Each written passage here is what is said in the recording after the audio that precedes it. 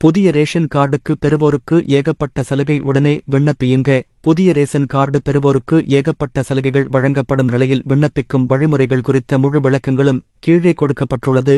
புதிய ration card தமிழகத்தைப் போலவே தெலுங்கானா மாநிலத்திலும் தகுதியான மக்களுக்கு புதிய ரேஷன் கார்டுகள் விநியோகம் செய்யப்பட்டு வருகிறது. ரேஷன் கார்டு இல்லாதவர்களும் உடனடியாக புதிய ரேஷன் கார்டுக்கு விண்ணப்பிக்கும்படி முதல்வர் அறிவித்துள்ளார். இந்நிலையில் அரசு புதிய ரேஷன் கார்டினை பெறுவதற்கான விண்ணப்ப படிவத்தை வெளியிட்டுள்ளது.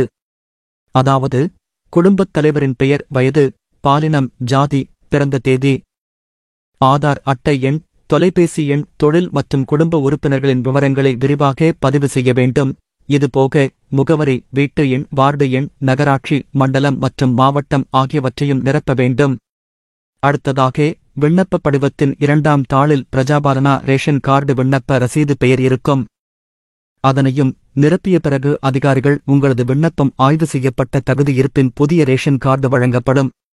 இந்த புதிய ரேஷன் கார்டு பெறும் நபர்கள் விவசாயி பரோசா, கிரகஜோதி, இந்திரம்மா இலச்சுதா போன்ற திட்டத்தின் கீழும் பலன் பெறலாம். இந்த மாதிரி வரக்கூடிய செய்திகள் அனைத்துமே உடனுக்குடனே தெரிஞ்சுக்கணும் அப்படின்னா டுடே ட்ரெண்டிங் டிவி சேனலை சப்ஸ்கிரைப் பண்ணிக்கோங்க. கூடவே சைடில் இருக்கிற பெல் பட்டனை கிளிக் பண்ணிக்கோங்க. அப்போ நம்ம சேனலில் வரக்கூடிய இந்த மாதிரி செய்திகள் அனைத்துமே உங்களுக்கு உடனுக்குடனே தெரிஞ்சுக்க முடியும்.